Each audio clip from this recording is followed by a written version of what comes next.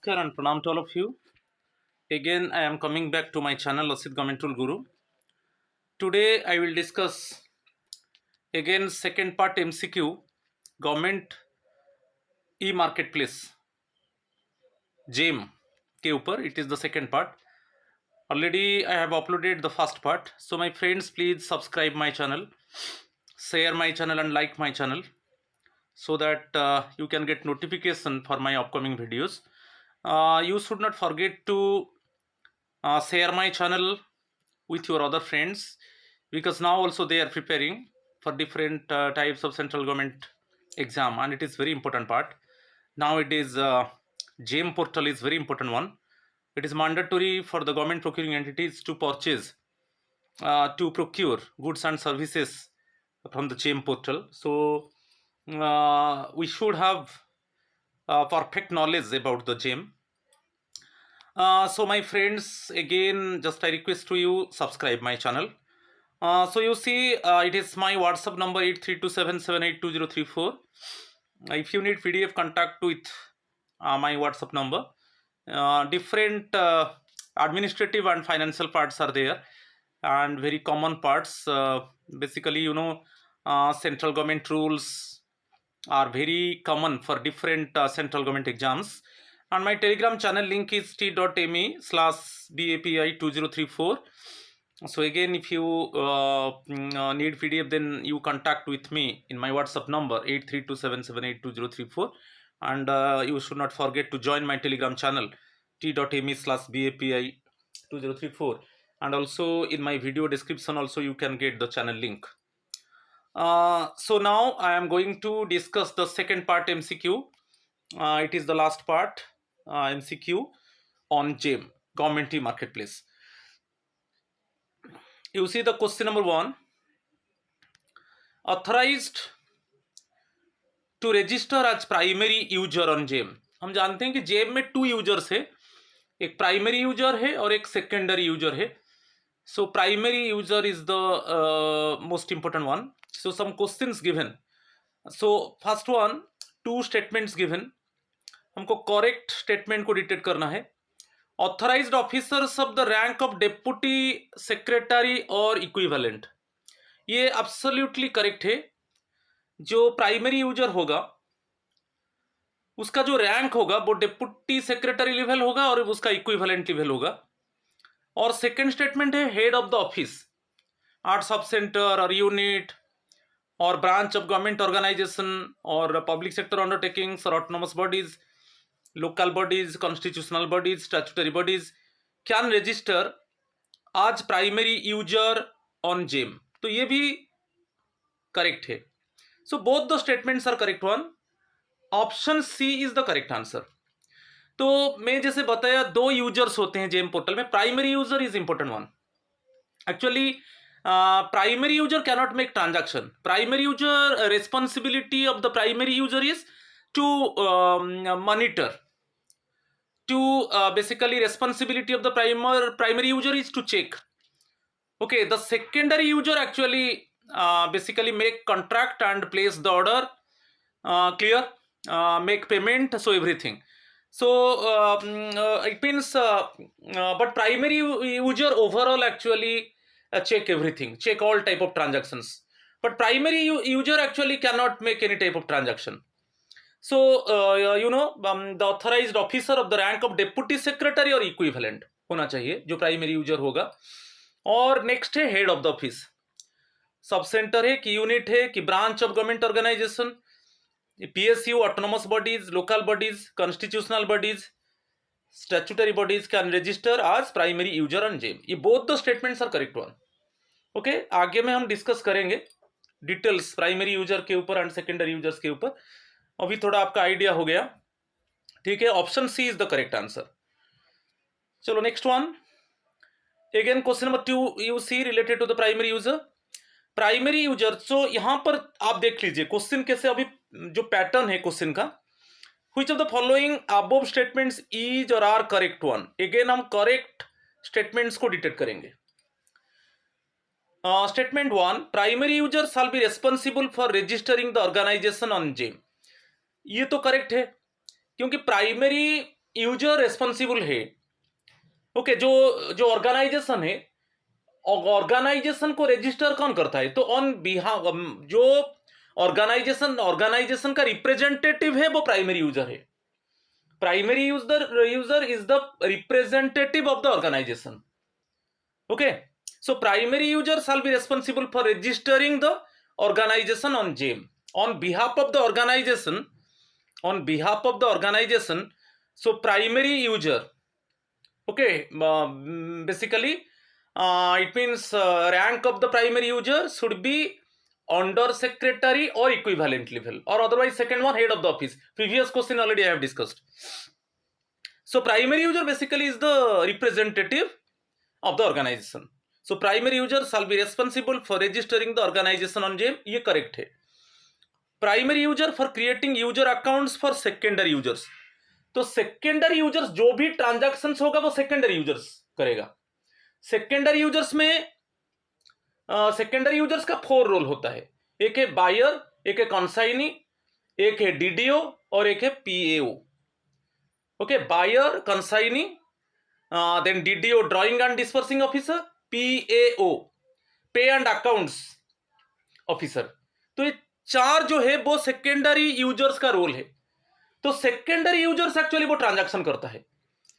Okay, primary user कोई transaction नहीं करेगा, मगर प्राइमरी यूजर जो सेकेंडरी यूजर का अकाउंट होगा तो वो प्राइमरी यूजर ही basically under the direction of the primary user, okay, secondary users account would be opened, okay, in GeM portal.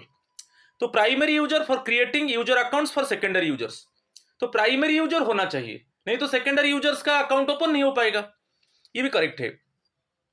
Primary user assigning secondary users roles and responsibilities on GeM and for supervision of all transactions performed by secondary users under him or her, ये हो गया। तो primary user का main responsibility है supervision, तो उसका supervision में जो सेकेंडरी यूजर्स है, एक्चुअली मैं बताया अभी, जो भी ट्रांजैक्शंस होगा वो सेकेंडरी यूजर्स करेगा, प्राइमरी यूजर्स का कोई इन्वॉल्वमेंट नहीं है ट्रांजैक्शंस में, मगर प्राइमरी यूजर का रेस्पॉन्सिबिलिटी है वो सुपरवाइज करेगा। ठीक है, supervision of all transactions perform by the secondary users, समझ में आ रहा है कि नहीं? तो ये भी करेक्ट है। 4th statement, primary user can perform any procurement related transactions on GeM portal, ये गलत हो गया, ये करेक्ट नहीं है, क्योंकि प्राइमरी यूजर्स कभी भी कोई ट्रांजैक्शंस नहीं करेगा। Primary users can not make transactions, only secondary users they make transaction. तो it is the responsibility of the primary user to supervise, okay, all types of it means transactions supervised by the primary user, all type of transactions made by the secondary users and it is supervised by the primary user, मगर primary user का कोई transactions में involvement नहीं है, primary user का काम है supervision role है, समझ में आ रहा है? तो ये गलत है, वो बोल दिया कि primary user can perform any procurement related transactions on GeM portal, 4th statement.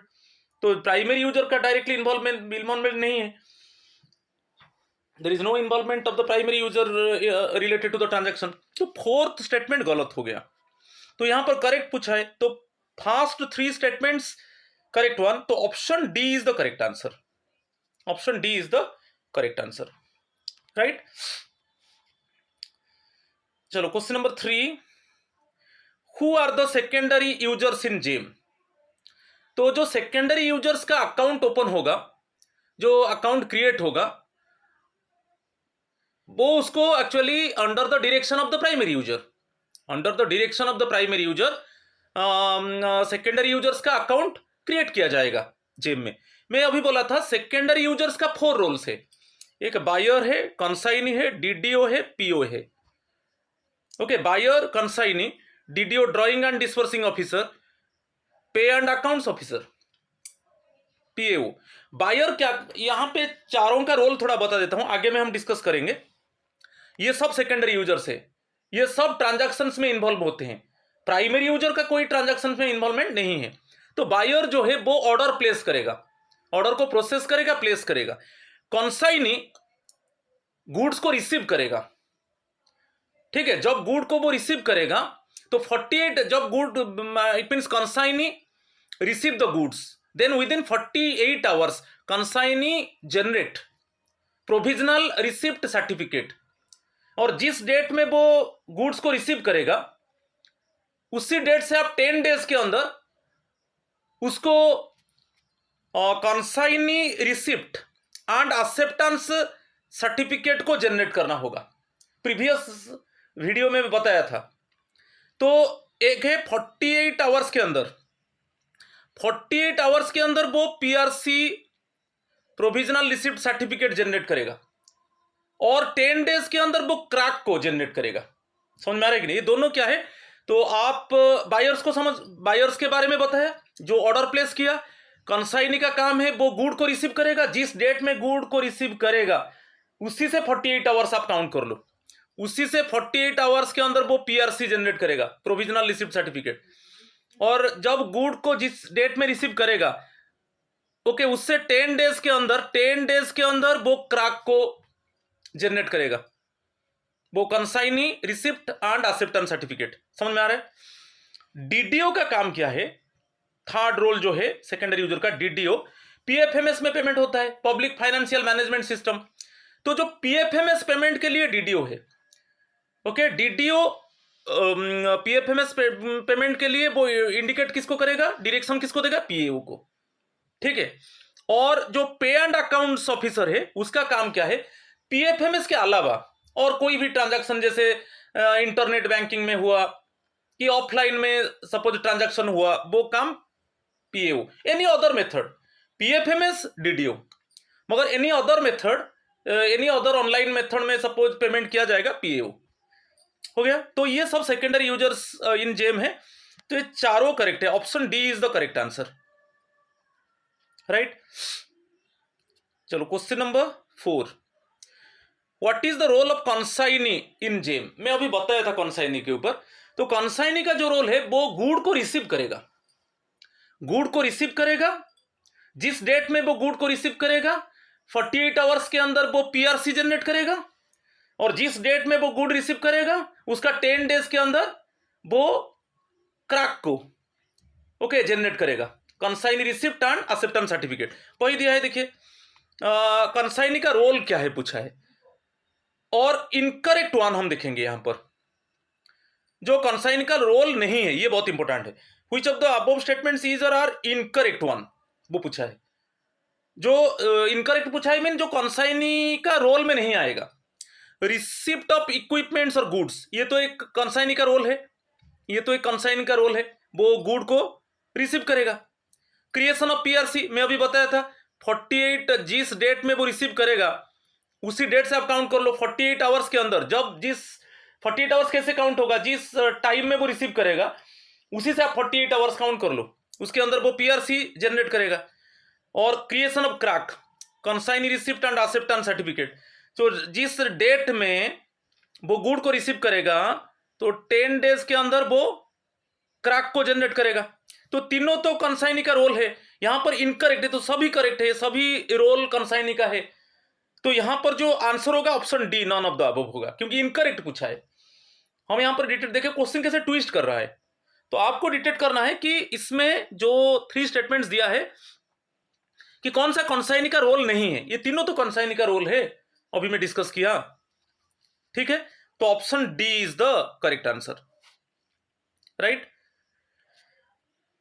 Question number 5, which of the below statements is or are correct one? Again हम करेक्ट स्टेटमेंट्स को डिटेक्ट करेंगे। Any officer from administration of the organization who is authorized to verify the details of primary user, who is authorized to verify the details of primary user can be the verifying or authenticating officer. He must be at the level of under secretary or equivalent or above. ये correct है। आपको याद रखना है कि जो primary user का जो ऑथेंटिकेशन है, जो प्राइमरी यूजर का डिटेल्स को ओके जो officer basically part of the it means administrative part of the organisation, okay, any officer from administration of the organisation who is authorised to verify the details of primary user. तो primary user का details को verify किया जाएगा, और ये authorisation power किसका है? An officer from the administration of the organisation. तो वो वेरीफाइंग ऑफिसर होगा। तो यहां पर याद रखना है, जो वेरीफाइंग ऑथेंटिकेटिंग ऑफिसर होगा वो प्राइमरी यूजर्स का डिटेल्स को वेरीफाई करेगा। उसका जो ऑथराइजेशन है, उसका जो अथॉरिटी पावर है, वो प्राइमरी यूजर का डिटेल्स को वेरीफाई करेगा। और उसका जो रैंक होगा, he must be at the level of under secretary और इक्विवेलेंट और अबोव। ओके, अंडर सेक्रेटरी और इक्विवेलेंट और अबोव, इसको याद रखना है आपको, ये स्टेटमेंट करेक्ट है। ठीक है। सेकेंड स्टेटमेंट, एचओडी और primary user can not perform buying functions on the GeM portal. HOD जो है वो प्राइमरी यूजर है, हेड ऑफ द डिपार्टमेंट वही प्राइमरी यूजर है। कोई भी हेड ऑफ द ऑफिस, और अभी मैं बताया था जो डेप्यूटी सेक्रेटरी और इक्विवेलेंट, वो एक्चुअली प्राइमरी यूजर है। तो वो बाइंग फंक्शंस उनका नहीं है। जो प्राइमरी यूजर है उनका रेस्पॉन्सिबिलिटी है सुपरविजन। जो सेकेंडरी यूजर्स जो है, मैं अभी बताया सेकेंडरी यूजर्स का इन्वॉल्वमेंट है ट्रांजैक्शंस में। प्राइमरी यूजर का कोई बाइंग फंक्शंस में उनका इन्वॉल्वमेंट नहीं है, ये भी करेक्ट है। Secondary user should not below the rank of section officer, ये भी करेक्ट है। जो सेकेंडरी यूजर्स है, जैसे बायर की, कंसाइनी की, डीडीओ की, पीएओ, उनका जो रैंक होगा not below the rank of section officer, ये भी करेक्ट है। ये तीनों स्टेटमेंट्स एक्चुअली करेक्ट है। समझ में आ रहा है? तो ये option C is the correct answer. यहां पर बढ़िया बढ़िया इंफॉर्मेशन दिया है, आप इसको याद कीजिए। जो एचओडी है वो प्राइमरी यूजर है, उनका बाइंग इन फंक्शंस में उनका इन्वॉल्वमेंट नहीं है, उनका ट्रांजैक्शंस में कोई इन्वॉल्वमेंट नहीं है। और जो सेकेंडरी यूजर्स है, चाहे बायर, चाहे कंसाइनी, चाहे डीडीओ, चाहे पीएओ, उनका जो रैंक होगा not below the rank of the section officer. Minimum rank section officer का रैंक मिनिमम रैंक होगा।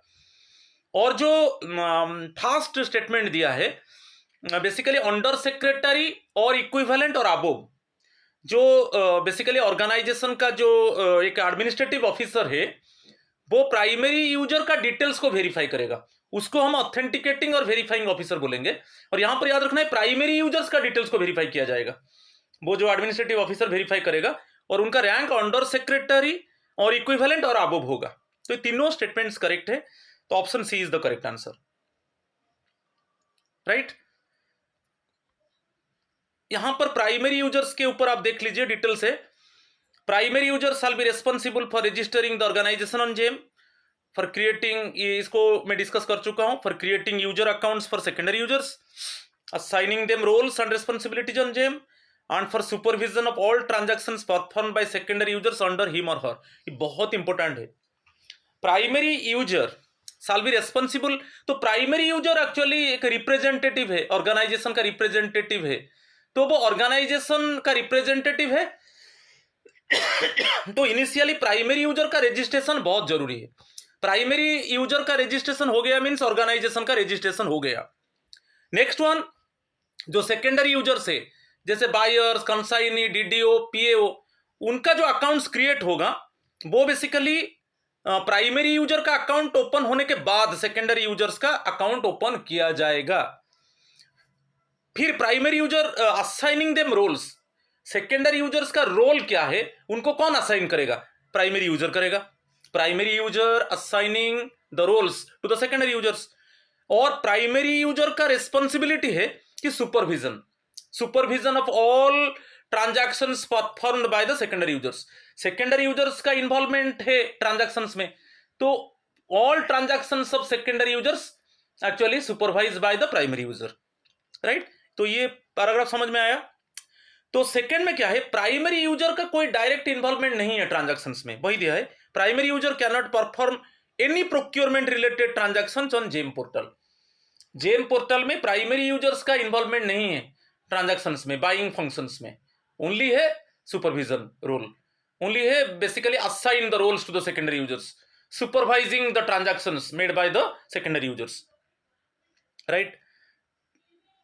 नेक्स्ट वन, अभी ऑथराइज्ड ऑफिसर्स के ऊपर बताया। इसके ऊपर जो ऑथराइज्ड ऑफिसर्स है, जो प्राइमरी यूजर्स का डिटेल्स को वेरीफाई करेगा। ऑर्गेनाइजेशन का जो एडमिनिस्ट्रेटिव ऑफिसर होगा वो प्राइमरी यूजर्स का डिटेल्स को वेरीफाई करेगा। उसका जो रैंक होगा वो अंडर सेक्रेटरी। ठीक है, यहां पर दे दिया है, देखिए, authorised officers of the rank of deputy secretary और इक्विवेलेंट, और ये बताया था जो हमारा ऑथराइज्ड ऑफिसर्स है बेसिकली प्राइमरी यूजर्स, तो प्राइमरी यूजर्स का जो रैंक होगा, सॉरी यहां पर जो प्राइमरी यूजर्स का रैंक होगा डेप्यूटी सेक्रेटरी और इक्विवेलेंट और हेड ऑफ द ऑफिस, और बताया था sub centre, unit, branch of government organisation और पीएसयू और ऑटोनोमस बॉडीज और लोकल बॉडीज, ये कॉन्स्टिट्यूशन बॉडीज की स्टैट्यूटरी बॉडीज नहीं कि can register as primary user on GeM, इसको मैं डिस्कस कर चुका हूं ऑलरेडी।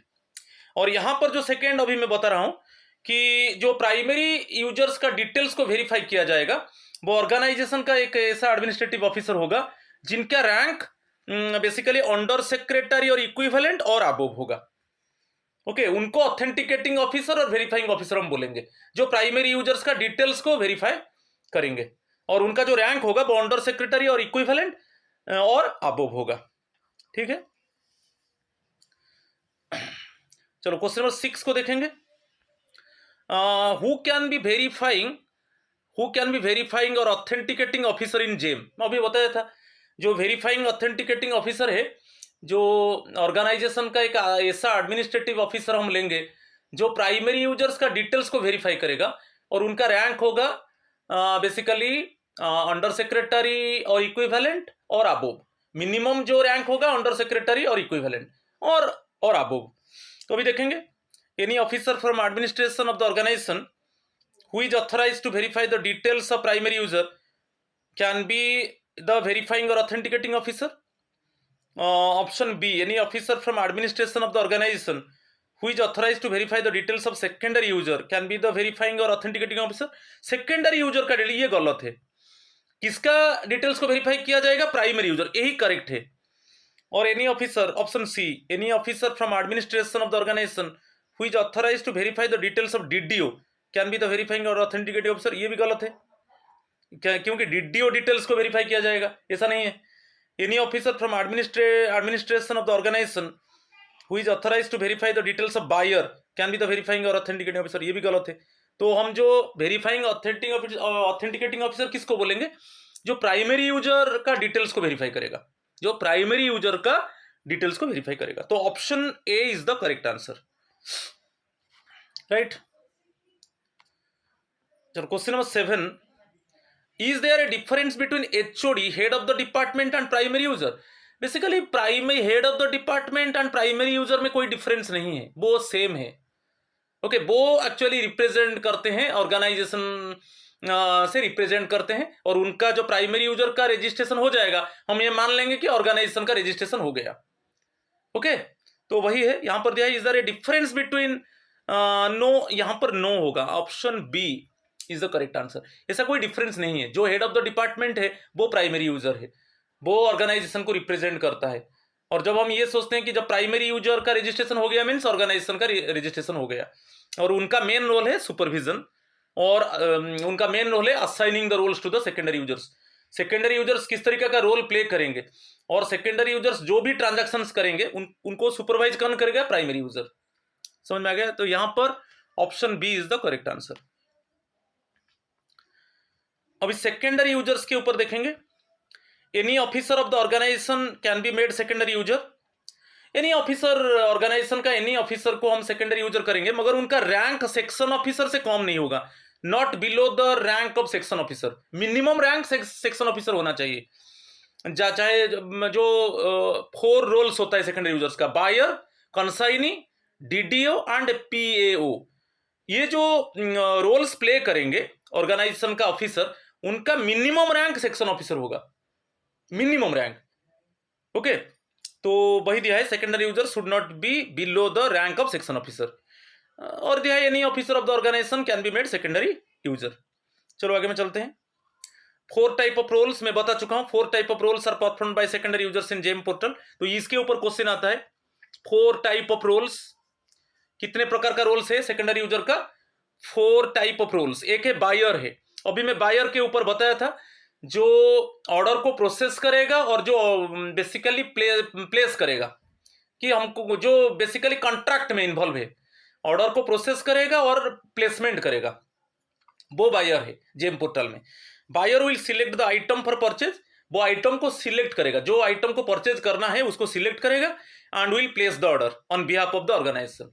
समझ में आ गया? जो बायर का क्या रोल है, वो डिटेक्ट करेगा जो goods basically government procuring entity जो भी गुड को परचेज करना चाहता है वो आइटम को डिटेक्ट करेगा बायर जेम पोर्टल से और उसको प्लेस करेगा, ऑर्डर को प्लेस करेगा। कॉन्साइनी क्या है? कॉन्साइनी जो है गुड को रिसीव करेगा। कॉन्साइनी का काम है गुड को रिसीव करेगा और ये दोनों को जनरेट करेगा, PRC and क्राक। PRC provisional receipt certificate और जो क्राक है कॉन्साइनी रिसिप्ट एंड एक्सेप्टेंस सर्टिफिकेट्स में बताया था दोनों को। जब वो गुड रिसीव करेगा कंसाइनी, जिस टाइम में रिसीव करेगा उससे 48 आवर्स के अंदर पीआरसी जनरेट वो करेगा और जिस डेट में वो रिसीव करेगा गुड्स को और उसका स्टोर्स में लेकर उसको इट मींस एक्युमुलेट करेगा, उसी डेट से 10 डेज के अंदर वो consignee receipt and acceptance certificate को जनरेट करेगा। इसके ऊपर क्वेश्चन आता है, क्लियर? फिर डीडीओ का काम है, डीडीओ मेनली पीएफएमएस पेमेंट को बेसिकली डायरेक्शन देगा। डीडीओ डायरेक्शन देगा पीएओ को, जो ड्राइंग एंड डिस्पर्सिंग ऑफिसर है वो पे एंड अकाउंट्स ऑफिसर को डायरेक्शन देगा कि पीएफएमएस में पेमेंट करने के लिए जो भी सिग्नेचर वगैरह है वो डीडीओ करेगा। जो पीएफएमएस पेमेंट में डीडीओ का जो रोल है बहुत इंपॉर्टेंट है। DDO will forward the bill, DDO bill को फॉरवर्ड करेगा पीएओ को और पीएफएमएस वो बिल को फॉरवर्ड कर देगा। ओके, फॉरवर्ड करेगा किसको? पीएओ को, पे एंड अकाउंट्स ऑफिसर को, कि पीएफएमएस माध्यम से पेमेंट किया जाए। ठीक है। और नेक्स्ट जो पीएओ है, जो अदर पीएफएमएस के अलावा जो भी अदर मेथड्स में पेमेंट होगा वो पे एंड अकाउंट्स ऑफिसर का काम है।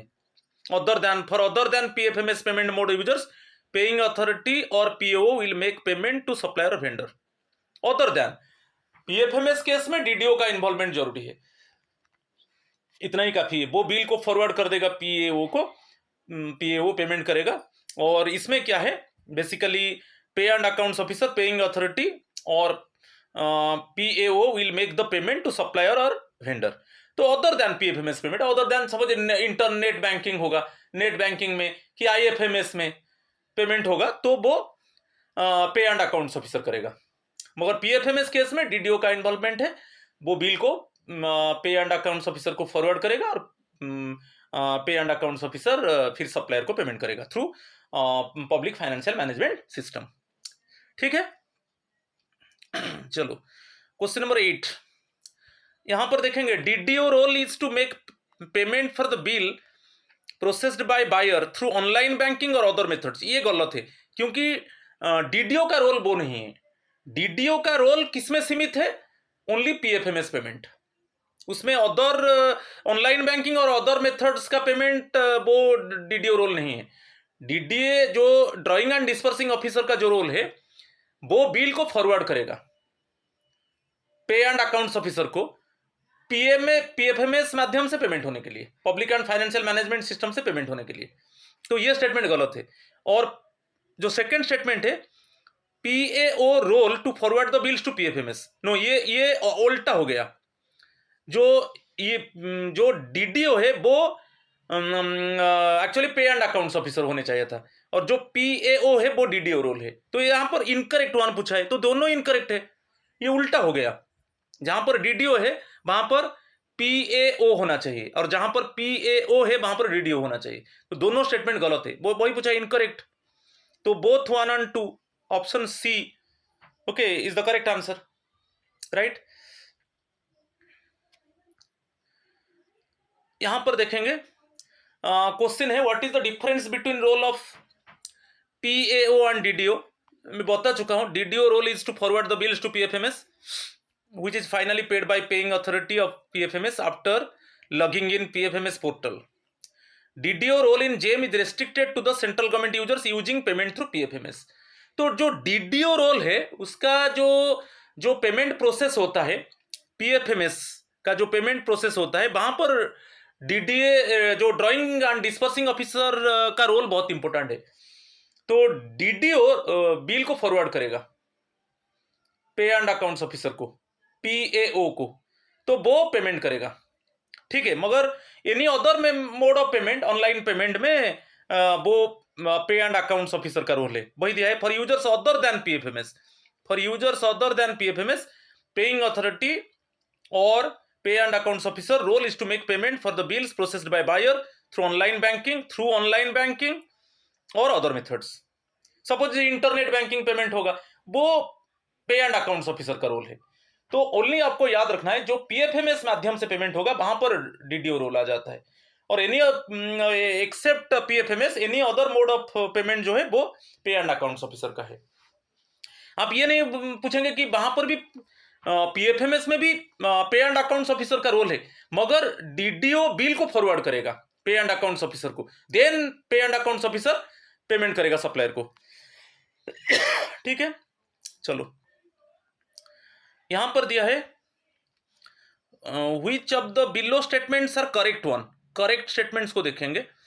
Only buyer and consignee role can be given to same person, ये करेक्ट है। जो बायर है वो कंसाइनी है, ठीक है, वो दोनों सेम पर्सन। तो बायर मेनली ऑर्डर प्लेस करता है और कंसाइनी गुड को रिसीव करता है, तो एक सेम पर्सन वो दोनों रोल को प्ले कर सकता है। The same person can play both the role, buyer and consignee, ये ठीक है। पीएओ और DDO role can be given to a person other than buyer और कंसाइनी ओनली, तो ये भी स्टेटमेंट करेक्ट है। दोनों स्टेटमेंट को रिमेंबर कीजिए।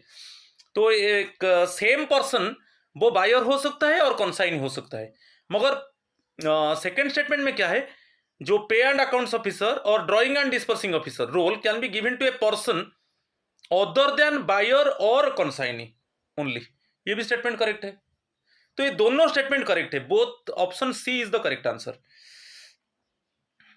समझ में आ रहा है? ये दोनों स्टेटमेंट्स करेक्ट है। चलो यहां पर दिया है, देखिए, can all secondary users role buyer consignee DDO PAO be given to same person. यहां पर क्वेश्चन क्या, सेम पर्सन वो चारों का रोल प्ले करेगा, वही बायर है, वही कंसाइनी है, वही डीडीओ है, वही पीएओ है, ये नहीं है। No, only buyer and consignee same person, वो बायर हो सकता है और वो भी कंसाइनी हो सकता है। Okay, the same person play the role of buyer and consignee. और जो पीएओ और DDO role can be given to a person other than buyer और कंसाइनी ओनली। तो other than buyer and consignee वो role दिया जाएगा PAO और DDO को। समझ में आ रहा है? तो यहां पर बहुत इंपॉर्टेंट है, सेम पर्सन वो बायर होगा और वो भी कंसाइनी होगा, मगर वो जो पे एंड अकाउंट्स ऑफिसर और डीडीओ रोल वो प्ले नहीं करेंगे, ठीक है। चलो नेक्स्ट को चलेंगे। Question number 10, which above the statements is और आर करेक्ट स्टेटमेंट्स को देखेंगे। अगेन यहां पर दिया है primary user and secondary user roles can not be perform by same officers. Can not be perform, ये तो करेक्ट है। जो प्राइमरी यूजर होगा वो सेकेंडरी यूजर नहीं होगा, क्योंकि अभी हम डिस्कस किए थे, फर्स्ट प्राइमरी यूजर का रजिस्ट्रेशन होगा। प्राइमरी यूजर का रजिस्ट्रेशन हुआ मीन्स ऑर्गेनाइजेशन का रजिस्ट्रेशन हुआ। प्राइमरी यूजर का अकाउंट ओपन होने के बाद सेकेंडरी यूजर का अकाउंट ओपन होगा, और प्राइमरी यूजर जो होगा ना वो हेड ऑफ द डिपार्टमेंट, वो हेड ऑफ द ऑफिस, और उनका जो रैंक होगा वो बेसिकली डेप्यूटी सेक्रेटरी और इक्विवेलेंट रैंक होना चाहिए। समझ में आ रहा है? मगर सेकेंडरी यूजर जो है कोई भी ऑफिसर हो सकता है, मगर उनका rank not below the rank of section officer.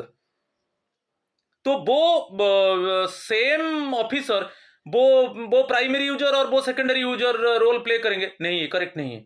Both are different one. Primary user का जो रैंक है अलग है, सेकेंडरी यूजर का रैंक अलग है। तो प्राइमरी यूजर का रैंक हाई है। प्राइमरी यूजर का रैंक जो है ना डेप्यूटी सेक्रेटरी और इक्विवेलेंट रैंक है, मगर सेकेंडरी यूजर का जो रैंक है मिनिमम रैंक जो है सेक्शन ऑफिसर है, not below the section officer. First statement correct है। Secondary user always needs to be different from primary user, ये भी करेक्ट है। Always primary user and secondary user में डिफरेंस है, मैं बताया किस तरीके का डिफरेंस है। तो ये दोनों स्टेटमेंट्स करेक्ट है। तो both 1 and 2, option C is the correct answer. चलो क्वेश्चन नंबर 11, यहाँ पर इनकरेक्ट स्टेटमेंट को हम डिटेक्ट करेंगे, जो स्टेटमेंट्स करेक्ट नहीं है, क्योंकि अभी इस तरीके का क्वेश्चन आ रहा है। The prices on GeM are dynamic, ये भी करेक्ट है। डायनामिक क्या है? प्राइसेस कभी अपवर्ड रिवीजन होता है, जब प्राइस बढ़ता है कम होता है, ये होता रहता है। तो डायनामिक मीन्स प्राइस स्टैटिक नहीं रहेगा। जो सप्लायर्स बेसिकली जो सप्लायर्स है ना, रजिस्टर्ड सप्लायर्स, वो कभी भी उनका प्राइस को रिवीजन करेंगे। कभी अपवर्ड रिवीजन होगा, कभी डाउनवर्ड रिवीजन होगा, ज्यादातर अपवर्ड रिवीजन होता है, नहीं कि? तो वो कभी स्टैटिक नहीं रहेगा। तो ये करेक्ट है। Prices on GeM are fixed, ये गलत है। कभी प्राइसेस फिक्स्ड नहीं होगा, प्राइसेस रिवीजन होगा, कभी कम होगा, कभी ज्यादा होगा, ठीक है? तो सेकंड स्टेटमेंट गलत है। थर्ड स्टेटमेंट देखेंगे, सेलर्स कैन ऐड और remove any product and change their offer price any time, ये भी करेक्ट है।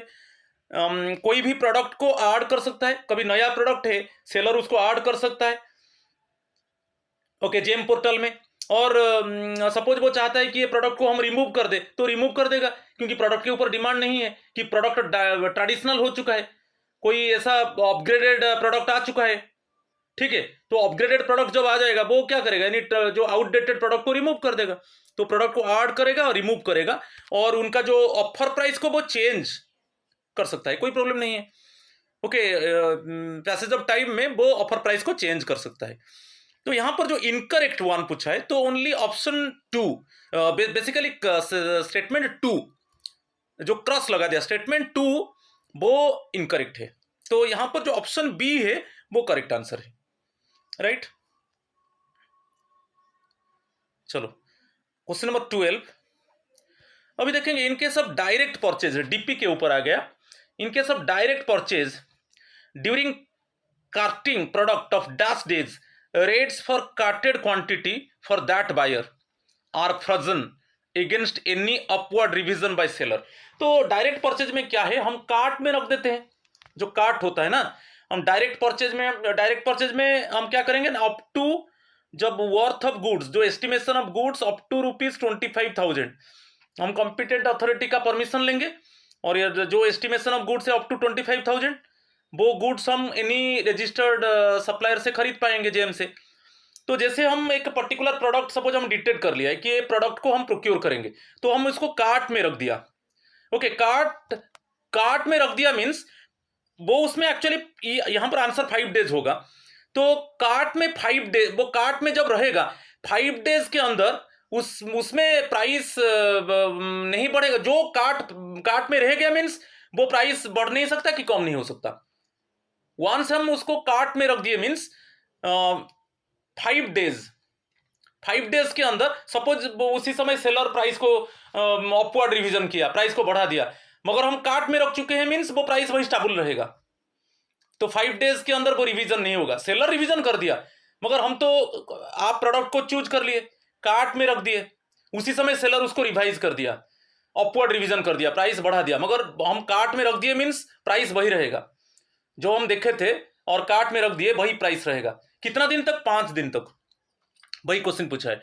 During carting period of 5 days, rates for carted quantity for that buyer are frozen, वो change नहीं होगा, वो रहेगा 5 दिन।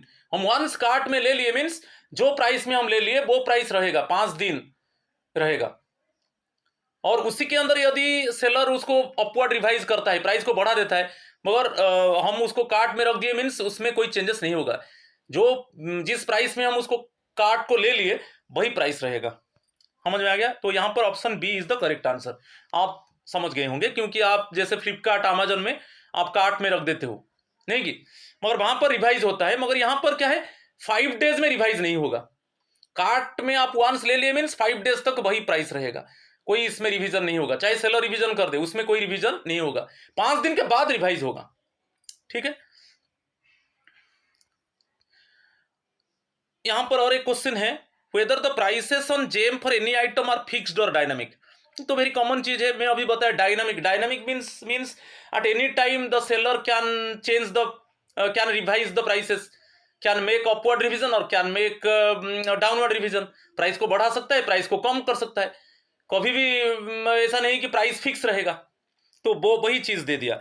और वो डायरेक्ट परचेज के ऊपर दे दिया। डायरेक्ट परचेज में जब बायर क्या किया, प्राइस को देखा, जैसे प्राइस सपोज 2000 है, ठीक है, मैं मुझे एक गवर्नमेंट प्रोक्योरिंग एंटिटी में, सपोज एग्जांपल लेता हूँ, गवर्नमेंट प्रोक्योरिंग एंटिटी में मुझे डायरेक्ट परचेज करना है, क्योंकि डायरेक्ट परचेज हम जो एस्टिमेशन ऑफ गुड्स क्या होगा, जो एस्टिमेशन ऑफ गुड्स होगा लेस अप टू 25,000। सपोज मैं फॉर एग्जांपल एक ऐसा प्रोडक्ट में प्रोक्योर करना चाहता हूं जिसका प्राइस 10,000 है, मैं देख लिया, उसको कार्ट में ले लिया, मगर जब कार्ट में मैं उसको रख दिया तो उसमें सेलर रिवाइज कर दिया प्राइस को, वो 10,000 था 11,000 हो गया, मगर मैं वंस कार्ट को ले लिया मीन्स वही 10,000 रहेगा 5 दिन तक। 5 दिन सेलर रिवाइज कर दिया, मगर मैं कार्ट में ले लिया मीन्स उसमें प्राइस रिवीजन नहीं होगा 5 दिन तक, 5 दिन के बाद वो रिवाइज होगा। समझ में आ रहा है? तो वही चीज यहां पर दिया है, थोड़ा आप देख लीजिए। Next one, what are the requirements to utilise the GeM portal by the primary user. Primary user का जब रजिस्ट्रेशन होगा क्या जरूरत है? Aadhaar linked with mobile number, official email ID, primary users email ID, voter ID, PAN number. आपको बहुत important है, Aadhaar number बहुत इंपॉर्टेंट है। Aadhaar number linked with mobile number और ऑफिशियल ईमेल आईडी, यही दोनों जरूरत है। जब प्राइमरी यूजर का रजिस्ट्रेशन होगा यही दोनों जरूरत है, बहुत इंपॉर्टेंट है आधार। इसके ऊपर क्वेश्चन आएगा कि क्या मैंडेटरी है। ओके, जब सेकेंडरी यूजर्स का अकाउंट ओपन होगा Aadhaar linked with mobile number, वो इंपॉर्टेंट है। यहां पर question, suppose one question is raised, for what reason Aadhaar linked with mobile number is important one, क्योंकि उसमें ओटीपी जाएगा। ये जो ओटीपी जाएगा, जो भी ई साइन होगा, जो भी हम ऑनलाइन में हम डॉक्यूमेंट्स अपलोड करेंगे और सभी डॉक्यूमेंट्स में ई साइन होगा ओटीपी जाने के बाद। कौन सा ओटीपी? आधार ओटीपी। तो ये इसीलिए आधार बहुत इंपॉर्टेंट हो जाता है, ठीक है। तो आधार के साथ जो भी मोबाइल नंबर लिंक है उसमें ओटीपी आएगा। ओके, ओटीपी देने के बाद जो भी हम डॉक्यूमेंट्स अपलोड किया है, ओके, ऑनलाइन में जो भी डॉक्यूमेंट्स अपलोड किया है जेम पोर्टल में, उसमें सभी डॉक्यूमेंट्स में ई साइन होगा, मगर ओटीपी जाने के बाद, ठीक है। और ऑफिशियल ईमेल आईडी, कोई ऐसा नहीं कि प्राइमरी यूजर का पर्सनल, जो ऑफिशियल ईमेल आईडी है प्राइमरी यूजर का, वो जरूरत है। और वही सेकेंडरी यूजर में वही जरूरत है।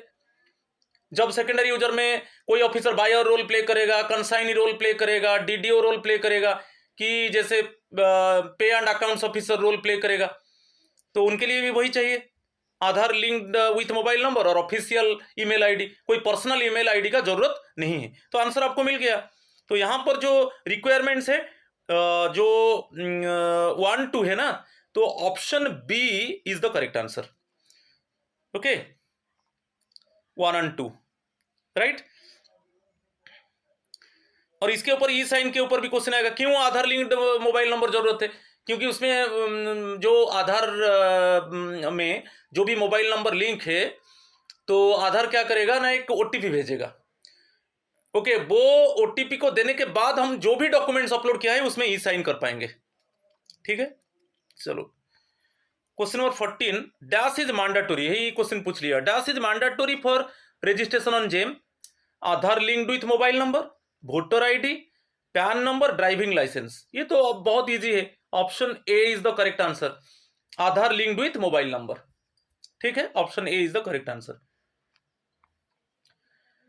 यहां पर रिक्वायरमेंट्स के ऊपर मैं डिस्कस कर चुका हूं already. What are the requirements to utilise the GeM portal? GeM portal में रजिस्ट्रेशन के लिए क्या रिक्वायरमेंट्स, क्या जरूरत है?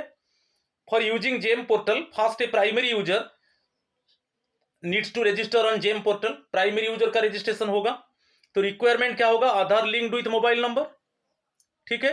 To receive OTP for e sign, बताया था अभी, जो ओटीपी जरूरत है, जो आधार लिंक्ड मोबाइल नंबर है उसी रिलेटेड में एक ओटीपी जाएगा, ठीक है। और वो ओटीपी देने के बाद हम जो भी डॉक्यूमेंट्स अपलोड किया है उसमें ई साइन कर पाएंगे। और official email ID, official email ID .nic.in और .gov.in, इस तरीका का ईमेल होना चाहिए। ऑफिशियल ईमेल आईडी .ni, ये भी याद रखना है, इसके ऊपर भी क्वेश्चन आएगा, .nic.in और .gov.in, जो लास्ट में रहेगा ईमेल में, ठीक है। समझ में आया? ये बहुत इंपॉर्टेंट है। चलो, question number 15, which of the above statements are correct one? Correct one को हम डिटेक्ट करेंगे। Only official email ID provided by government organisations can be used for registering on GeM, ये करेक्ट है। Biometric attendance ID is not mandatory for using GeM. Biometric attendance ID वो mandatory नहीं है, ये mandatory नहीं है। आपका कोई ऑफिशियल आईडी है तो आप दे सकते हो, बायोमेट्रिक अटेंडेंस आईडी मैंडेटरी नहीं है, इज नॉट मैंडेटरी, ये भी करेक्ट है।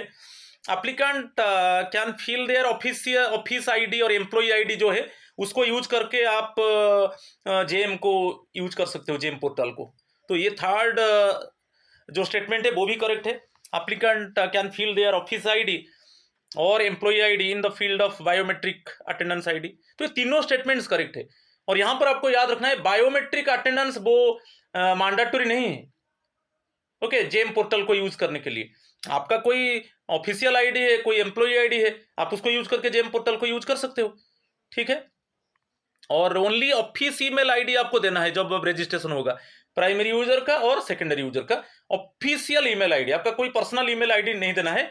और जो ऑफिशियल ईमेल आईडी होगा वो .nic.in होगा, ओके, अदरवाइज .gov.in होगा, इसमें लगेगा। समझ में आ रहा है? तो यहां पर एक्चुअली तीनों स्टेटमेंट्स करेक्ट पूछा है ना, तीनों स्टेटमेंट्स करेक्ट है, तो option D is the correct answer, ठीक है।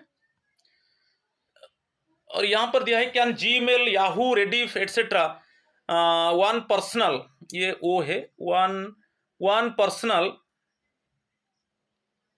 यहां पर देख लीजिए कि दिया है can Gmail, Yahoo, Rediff etcetera one personal, ओ यहां पर मिसिंग है, ठीक है। तो one personal, right, one personal email ID is be use for registration. कोई पर्सनल ईमेल आईडी यूज नहीं होगा, ऑफिशियल ईमेल आईडी होगा और वहां पर .nic.in होगा और .gov.in होगा। कोई ऐसा पर्सनल ईमेल आईडी जैसे जीमेल है कि याहू है कि रेडिफ मेल है, ये जरूरत नहीं है, ठीक है। Is biometric ID mandatory for using GeM, कोई मैंडेटरी नहीं है, बायोमेट्रिक अटेंडेंस आईडी मैंडेटरी नहीं है।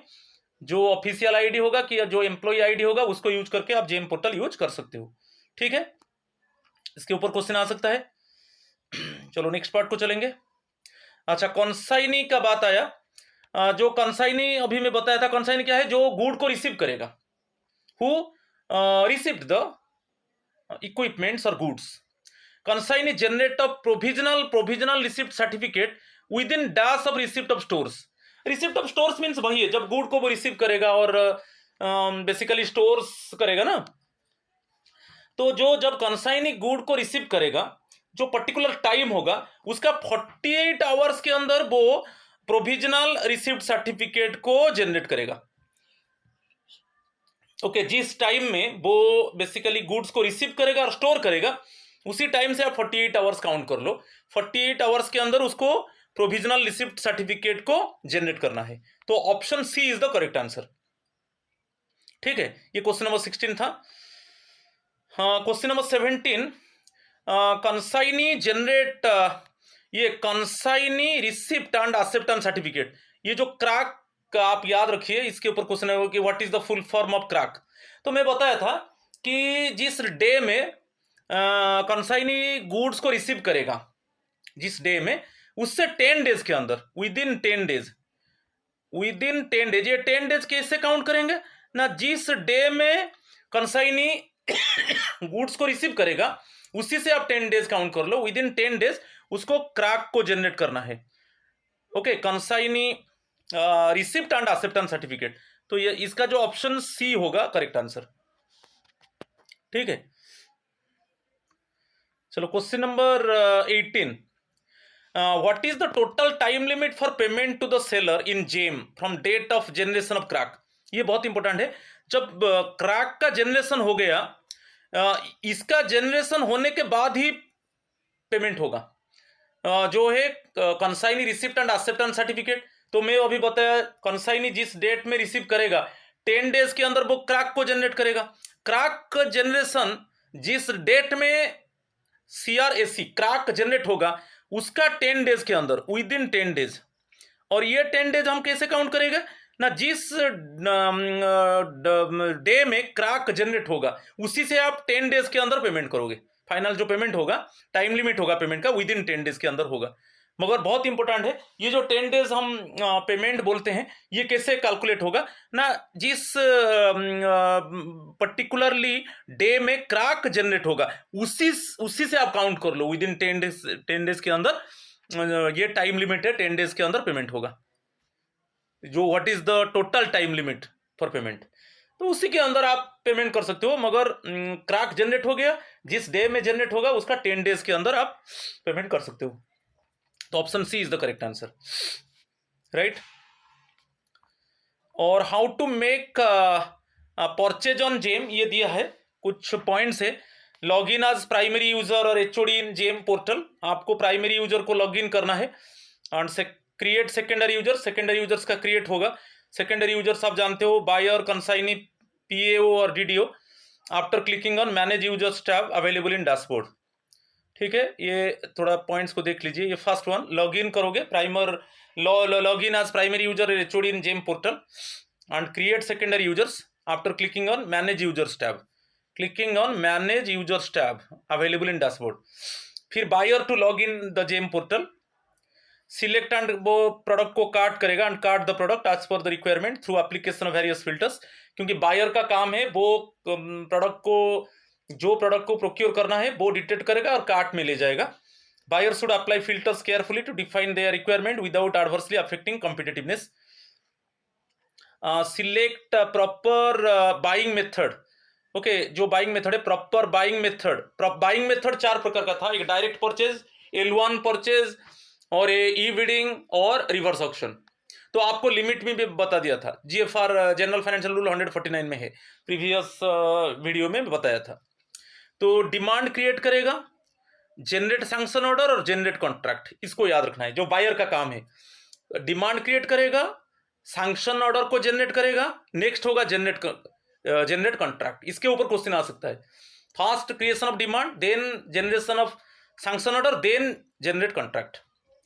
Once order is placed, seller to deliver the goods और सर्विसेज टू कंसाइनी, तो कंसाइनी को वो डिलीवरी करेगा seller within stipulated delivery date and generate online invoice on GeM portal. जो भी delivery date का जो स्टिपुलेटेड पीरियड है, उसी पीरियड में सेलर डिलीवरी दे देगा गुड्स को कंसाइनी को। तो consignee to log in after receipt of items, जब कंसाइनी क्या करेगा, जब आइटम्स को रिसीव करेगा वो लॉग इन करेगा और 48 आवर्स के अंदर वो प्रोविजनल रिसिप्ट सर्टिफिकेट को जनरेट करेगा। Generation of provisional receipt certificate with in 48 hours of receipt of stores, ठीक है। नेक्स्ट वन क्या है, generation of consignee receipt and acceptance certificate, जो क्रैक है within 10 days of receipt of stores, जिस date में goods को receive किया जाएगा उसी से 10 डेज के अंदर वो कंसाइनी क्या करेगा ना, वो क्रैक को जनरेट करेगा। Bill processing by buyer within 2 days, जो क्रैक जनरेट होने के बाद ही बिल प्रोसेसिंग होगा, आपको याद रखना है। तो bill processing by buyer within 2 days of generation of crack, crack जब जनरेट हो जाएगा, कंसाइनी जब क्रैक को जनरेट कर देगा, उसका 2 डेज के अंदर बिल प्रोसेस करेगा। बिल को कौन प्रोसेस करेगा, बाय बायर, ये भी बहुत इंपॉर्टेंट है। Then bill to be forwarded to PFMS by DDO within 1 day of online receipt of bill from buyer. अच्छा, अभी बायर किसको दे दिया, डीडीओ को दे दिया। डीडीओ उसको 1 डे के अंदर उसको फॉरवर्ड कर देगा, वो बिल को किसको फॉरवर्ड करेगा ना, पे एंड अकाउंट्स ऑफिसर को, कि पीएफएमएस माध्यम से उसको पेमेंट किया जाए। तो जब बिल प्रोसेसिंग कर देगा बायर, वो डीडीओ को दे देगा, डीडीओ फिर 1 डे के अंदर बिल को फॉरवर्ड कर देगा किसको, पीएओ को, जो पीएफएमएस पेमेंट के लिए, ठीक है। Within 1 day of online receipt of bill from buyer against e signed consignees receipt and acceptance certificate in case of central government organisations paying through PFMS. समझ में आ रहा है। और नेक्स्ट है payment to be made by PAO from PFMS within 2 days of receipt of bill from DDO. जब pay and accounts officer DDO से bill receive करेगा, वो 2 डेज के अंदर वो सेलर को पेमेंट करेगा, ठीक है। मगर टोटल टाइम लिमिट ऐसे है, तो जो जब क्रैक जनरेट होगा, आपको याद रखना है, consignee receipt and acceptance certificate जब जनरेट होगा उसका 10 डेज के अंदर आपको पेमेंट करना है। इसके ऊपर क्वेश्चन आता है, ठीक है। जिस डेट में क्रैक जनरेट होगा उसका 10 डेज के अंदर पेमेंट कर देना है, वही टाइम लिमिट है।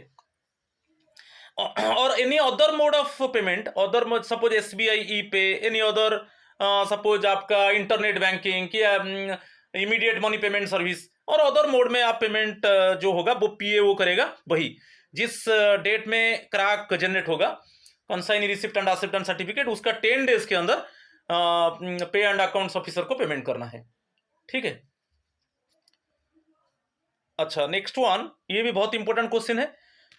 Seller to take away goods within dash if consignee exercises right to reject. यदि कंसाइनी क्या किया, रिजेक्ट कर दिया, right to reject, if consignee exercises right to reject, तो seller to take away goods within how many days.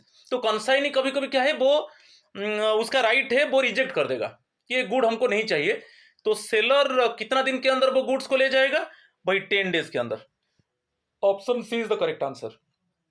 Seller to take away goods within 10 days if consignee exercises right to reject. Option C is the correct answer, right. अभी थोड़ा इसके ऊपर देखेंगे, bid life cycle is the period. Bid life cycle क्या है? Bid life cycle basically opening date से, bid ये जो लाइफ साइकिल में अंडरलाइन किया, बीड ओपनिंग डेट से बेसिकली अवार्ड तक जो कॉन्ट्रैक्ट बेसिकली अवार्ड कर दिया जाएगा उस तक पूरा बीड लाइफ साइकिल। उसमें उसके अंदर टेक्निकल एवेल्युएशन होगा, फाइनेंशियल एवेल्युएशन होगा, अवार्ड दे दिया जाएगा, जिस सेलर को कॉन्ट्रैक्ट देना है उसको अवार्ड कर दिया जाएगा। ये जो पीरियड है उसको बीड लाइफ साइकिल कहा जाता है। पूरा बीड ओपनिंग डेट से शुरू होता है और अप टू अवार्ड तक, जो अवार्ड ऑफ कॉन्ट्रैक्ट, तो हम क्या बोलेंगे ना, बीड लाइफ साइकिल। तो इट इज द पीरियड, वही देखेंगे, it the period within which a buyer has to complete the entire life cycle, that is to say technical evaluation. तो technical evaluation में मिनिमम स्कोर मिलेगा, जिसका minimum score मिलेगा technical evaluation में उसका ही financial Beed को ओपन किया जाएगा। तो financial evaluation and order creation of Beed process, ये सभी आ जाएगा बीड लाइफ साइकिल में। मैं अभी बताया बीड ओपनिंग डेट से अवार्ड ऑफ कॉन्ट्रैक्ट तक, वो वही है बीड लाइफ साइकिल, और ये करेक्ट है। ये दिया है बाय डिफॉल्ट, जो बीड लाइफ साइकिल जो उसका टाइम है, it is 45 days from the date of bid publication. ये 45 डेज नहीं है, ये गलत है, ये 90 डेज है। एक्चुअली 45 डेज नहीं है, ये एक्चुअली 90 डेज है। तो बीड लाइफ साइकिल का जो टाइम लिमिट है 90 डेज है। तो वो कैसे किससे कैलकुलेट होता है ना, बीड पब्लिकेशन। जो बीड पब्लिकेशन है वो बीड ओपनिंग डेट है। तो बेसिकली डिफॉल्ट में हम बोलते हैं बीड लाइफ साइकिल जो है उसका जो टाइम है 90 डेज है। तो bid publication bid opening date से अवार्ड ऑफ कॉन्ट्रैक्ट तक, ठीक है। तो सेकेंड यहां पर क्वेश्चन इनकरेक्ट पूछा है। इनकरेक्ट पूछा है मीन्स जो स्टेटमेंट 2 है वो इनकरेक्ट है। तो option B is the correct answer, क्योंकि जो स्टेटमेंट 2 है वो 45 डेज नहीं है, वो 90 डेज है। जो बीड लाइफ साइकिल का जो टाइम लिमिट है वो 90 डेज है। ये क्वेश्चन नंबर 20 था, समझ में आ गया। चलो क्वेश्चन नंबर 21 यहां पर देखेंगे, बीड ऑफर वैलिडिटी एक है। बीड ऑफर वैलिडिटी के ऊपर मैं बता देता हूं। बीड ऑफर वैलिडिटी क्या है ना, बीड क्लोजिंग डेट, एक बीड ओपनिंग डेट होता है जिसमें बीडिंग डॉक्यूमेंट्स को बेसिकली अपलोडेड किया जाएगा, और बीड क्लोजिंग डेट होता है। तो बीड ऑफर वैलिडिटी है वो शुरू हो जाता है बीड क्लोजिंग डे है।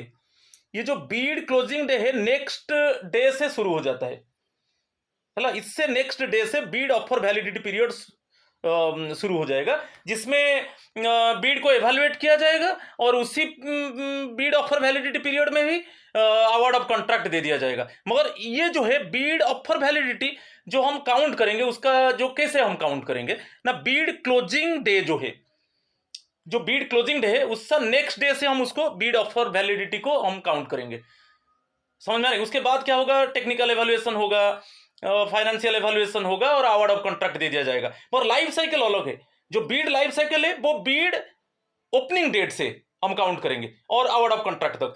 मगर यहां पे जो बीड ऑफर वैलिडिटी है वो बीड क्लोजिंग डेट से, बीड क्लोजिंग डेट आज है, कल से ये शुरू हो जाएगा up to award of contract तक। तो दोनों को आपको रिमेंबर करना है। Bid offer validity is the period during which seller offer is valid from the bid end date. ये करेक्ट है, ये करेक्ट है।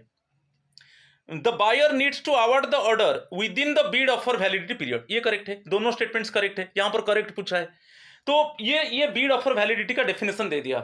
तो जो बीड एंड डेट है, जो बीड एंड डेट है, वहां से हम बीड ऑफर वैलिडिटी मानेंगे, जो जिसमें सब एवेल्युएशन होगा, टेक्निकल फाइनेंशियल एवेल्युएशन होगा और अवार्ड ऑफ कॉन्ट्रैक्ट दे दिया जाएगा, और उसी में एक्चुअली अवार्ड ऑफ कॉन्ट्रैक्ट दे दिया जाता है बीड ऑफर वैलिडिटी पीरियड में। तो दोनों स्टेटमेंट्स को आपको याद रखना है। मगर ये क्वेश्चन आता है एक बीड लाइफ साइकिल और एक Beed offer validity. Beed life cycle कहां से शुरू होता है? बीड ओपनिंग डेट से, बीड पब्लिकेशन से। मगर बीड ऑफर वैलिडिटी कहां से शुरू होता है? ना बीड एंड डेट से, वो ओपनिंग डेट से शुरू होता है बीड लाइफ साइकिल, जिसका टाइम लिमिट है 90 days up to award of contract. मगर ये बीड ऑफर वैलिडिटी क्या है ना, वो बीड एंड डेट से शुरू होता है, और कब तक? अवार्ड ऑफ कॉन्ट्रैक्ट तक। समझ में आ गया? तो दोनों स्टेटमेंट्स यहां पर करेक्ट है, तो option C is the correct answer. अच्छा, क्वेश्चन नंबर यहां पर दिया है, कुछ कॉन्सेप्ट्स है, आप देख लीजिए। इंटेंट बीड, इंटेंट बीड क्या है? हमको तो बीडिंग करना है, तो वहां पर हम varieties of goods and services को एग्जामाइन नहीं करेंगे। वही buyer can choose intent of bid to create a bid without comparison of products और सर्विसेज। कोई प्रोडक्ट्स और सर्विसेज को कंपेयर नहीं किया जाएगा और बीडिंग इन्वाइट किया जाएगा। हम बीड को इन्वाइट करेंगे जेम पोर्टल में विदाउट कंपैरिजन ऑफ प्रोडक्ट्स और सर्विसेज, उसी को बोलते हैं इंटेंट बीड। समझ में आ गया? इसके ऊपर भी क्वेश्चन आता है। और अभी बताया बीड ऑफर वैलिडिटी और Beed life cycle. Beed offer validity कब से शुरू होगा? बीड एंड डेट से। एक बीड ओपनिंग डेट होता है, जो ओपनिंग डेट होगा, बीड ओपनिंग डेट होगा मीन्स जो भी बेसिकली सप्लायर्स है वो बेसिकली बिडिंग डॉक्यूमेंट्स अपलोड करेंगे। जो रजिस्टर्ड सप्लायर्स जेम पोर्टल में है, जो रेडी है बिडिंग में पार्टिसिपेट करेंगे, वो उनका डॉक्यूमेंट्स अपलोड करेंगे। और वैसा ही बीड एंड डेट है, जिसके बाद और बिडिंग डॉक्यूमेंट्स अपलोड नहीं होगा, वो बंद हो गया। तो एक टाइम होता है, उसी टाइम के अंदर आपको डॉक्यूमेंट्स आपको देना है। ठीक है? जो बीड ऑफर वैलिडिटी होता है वो बीड एंड डेट से अवार्ड ऑफ कॉन्ट्रैक्ट तक, उसी को हम बीड ऑफर वैलिडिटी बोलते हैं। बीड एंड डेट से अवार्ड ऑफ कॉन्ट्रैक्ट तक, उसमें क्या होगा? एवेल्युएशन होगा, फर्स्ट टेक्निकल एवेल्युएशन होगा, कमर्शियल टर्म्स एंड कंडीशंस को चेक किया जाएगा, उसमें मिनिमम स्कोर मिलेगा, तब फाइनेंशियल बीड को ओपन किया जाएगा, जिसमें प्राइस को देखा जाएगा और अल्टीमेटली अवार्ड ऑफ कॉन्ट्रैक्ट दे दिया जाएगा। और बीड लाइफ साइकिल में बताया था, Beed life cycle actually default में बीड लाइफ साइकिल का जो टाइम लिमिट है 90 डेज है, और वो बीड ओपनिंग डेट से शुरू हो जाता है। जब बीड ओपनिंग शुरू हो जाएगा, जब वो कहा जाएगा कि जो सप्लायर्स पार्टिसिपेट करना चाहता है, दो sellers they want to participate in bidding, they can upload their documents. तो वो बीड ओपनिंग डेट से, बीड लाइफ साइकिल जो है वो बीड ओपनिंग डेट से शुरू होता है अवार्ड ऑफ कॉन्ट्रैक्ट तक, और जिसका डिफॉल्ट से जिसका जो टाइम लिमिट होता है 90 डेज होता है। ये दो चीज वही दिया है, इसको थोड़ा आपको ध्यान देना है। ठीक है? चलो, यहां पर दिया है क्वेश्चन, देखिए क्वेश्चन नंबर 22, इनकरेक्ट पूछा है। Bid offer validity commences from bid publish date, ये गलत है। एक्चुअली जो बीड ऑफर वैलिडिटी है वो कब से कमेंस होता है ना, बीड एंड डेट से।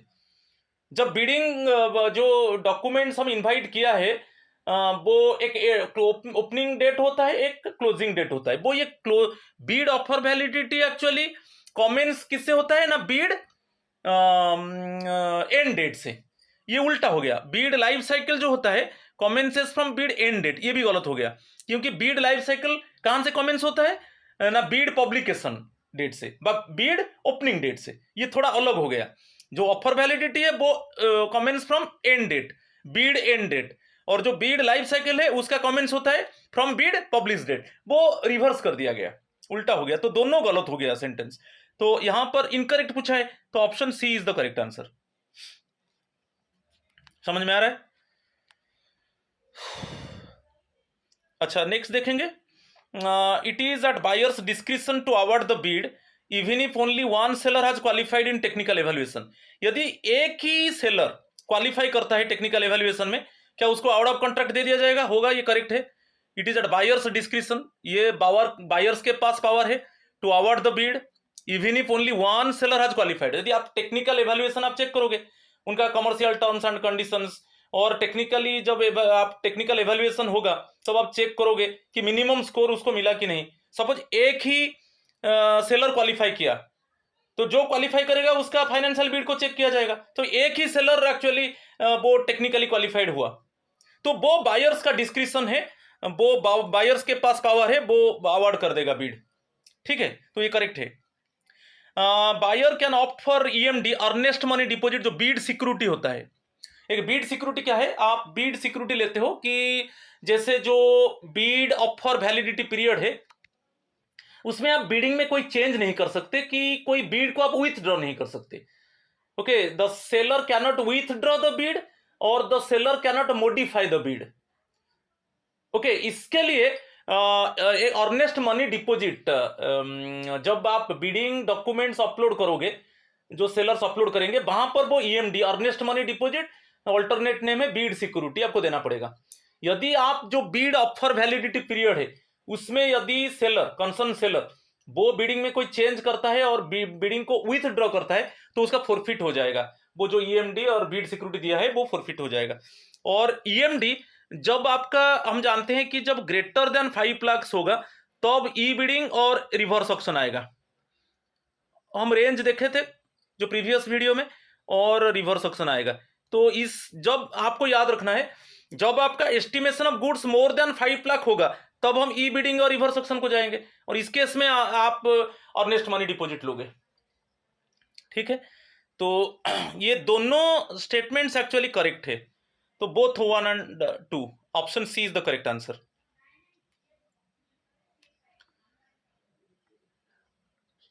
यहां पर दिया है what is the full form of EPBG. E तो इलेक्ट्रॉनिक है, electronic performance bank guarantee, electronic promote bank guarantee, electronic primary bank guarantee, electronic proposal bank guarantee.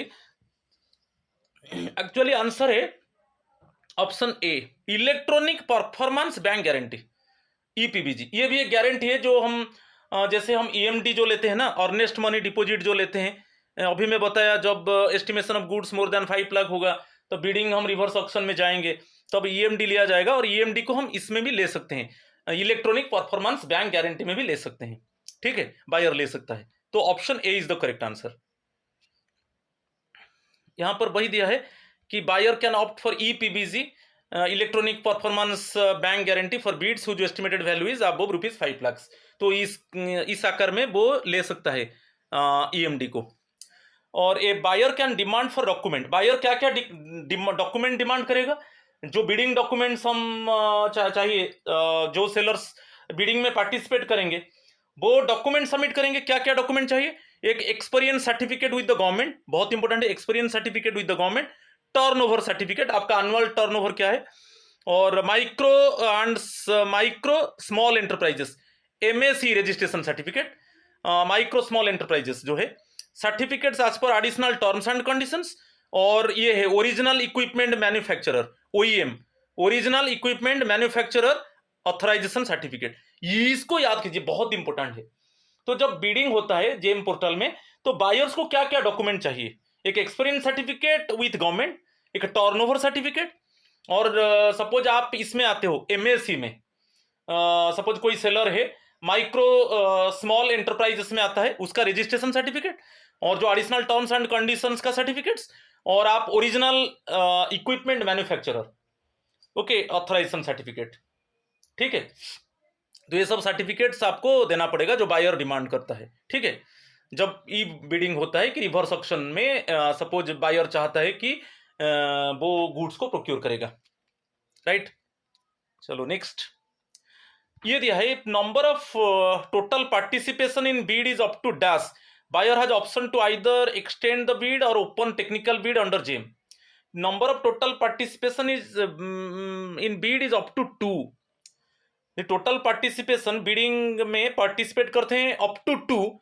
Buyer has option, buyer के पास option है, आइदर वो bidding को extend करेगा, जो bidding date है, जो ओपनिंग डेट और एंड डेट है उसको थोड़ा एक्सटेंड करेगा, और अदरवाइज वो टेक्निकल बीड को ओपन करेगा डायरेक्टली। मगर इसमें ऑप्शन है कब ना, इट इज अप टू 2, यदि ओनली 2 सप्लायर्स बीडिंग में पार्टिसिपेट किए, it is only 2 up to 2, तब बायर के पास ऑप्शन है आइदर वो जो बीडिंग पीरियड था उसको थोड़ा एक्सटेंड करेगा और अदरवाइज टेक्निकल बीड को ओपन करके वो इवैल्यूएट करेगा और जो क्वालिफाई करेगा उसका फाइनेंशियल बीड को चेक करके उसको अवार्ड दे देगा। ये बहुत इंपॉर्टेंट है। क्वेश्चन नंबर 26, ये लास्ट क्वेश्चन है सेकेंड पार्ट का। How much time does the bidder have to respond to a clarification request raise by the buyer. यदि कोई बायर ऑनलाइन में कोई क्लैरिफिकेशन रिक्वेस्ट करता है, रेज करता है, तो बीडर उसको कितना टाइम के अंदर वो जवाब देगा। ओके, बायर को कुछ क्लैरिफिकेशन रिक्वेस्ट वो रेज किया बायर ऑनलाइन में, क्योंकि बायर ही बिडिंग तो इनवाइट करता है ना, तो उसका कोई क्लैरिफिकेशन रिक्वेस्ट वो रेज किया, तब जो बीडर से जो बिडिंग में पार्टिसिपेट किया है उनको कितना टाइम के अंदर रिस्पॉन्ड करना है, 48 आवर्स के अंदर, उनको 48 आवर्स के अंदर रिस्पॉन्ड करना है। ठीक है, बीडर को। ठीक है, चलो यहां पर दिया है seller consent required for cancellation of contract. क्या जो कॉन्ट्रैक्ट को कैंसिल किया जाएगा क्या सेलर का कंसेंट चाहिए? Seller consent is not required in transactions where the delivery date is expired. यदि डिलीवरी जो डेट है वो एक्सपायरी हो चुका है, डिलीवरी जो डेट जो स्टिपुलेटेड टाइम था वो एक्सपायरी हो चुका है, तो वहां पर सेलर कंसेंट का कोई जरूरत नहीं है, तो वहां पर कॉन्ट्रैक्ट को कैंसिल डायरेक्टली किया कर दिया जाएगा। However in cases where the delivery date is not yet over, वो जो डिलीवरी डेट है वो ओवर नहीं हुआ है, तब सेलर कंसेंट चाहिए। आपको याद रखना है, यदि डिलीवरी डेट एक्सपायरी हो चुका है ऑलरेडी, मगर अभी तक गुड डिलीवर्ड नहीं हुआ, डिलीवरी डेट एक्सपायरी हो चुका है, तो हम कॉन्ट्रैक्ट को कैंसिल कर सकते हैं, कोई सेलर का कंसेंट नहीं चाहिए। मगर अभी delivery date is not yet over, delivery date है वो ओवर नहीं हुआ है, तब हमको सेलर का कंसेंट लेना है। ठीक है, समझ में आया? और टाइम फ्रेम है, what is the time frame from providing consent by the seller regarding cancellation of contract. यदि आप सपोज अभी डिलीवरी पीरियड ओवर नहीं हुआ है, आप सेलर का कंसेंट लेना चाहते हो कि मैं बेसिकली कैंसिल करना चाहता हूं कॉन्ट्रैक्ट को, तो वहां पर एक्चुअली जो 5 कैलेंडर डेज रहेगा, 5 कैलेंडर डेज रहेगा सेलर के पास, वो उसके अंदर वो रिसीव करेगा। आप जो कैंसिलेशन रिक्वेस्ट किया है बायर, तो उसको वो रिसीव करेगा 5 कैलेंडर डेज के अंदर। यदि उसको वो रिसीव करके कैंसिल नहीं किया, तब आपका जो बायर का जो रिक्वेस्ट है वो वैसे ही रहेगा, वैलिड रहेगा। Request will be auto decline and the contract will still remain valid. समझ में आ रहा है कि नहीं? वो आप बायर क्या करेगा, वो रिक्वेस्ट करेगा सेलर को कि कॉन्ट्रैक्ट को कैंसिल कर दिया जाए, तो after that the seller gets 5 calendar days. ये क्वेश्चन आता है, तो सेलर के पास 5 कैलेंडर डेज है to accept the cancellation. Seller के पास 5 कैलेंडर डेज है टू एक्सेप्ट द कैंसिलेशन।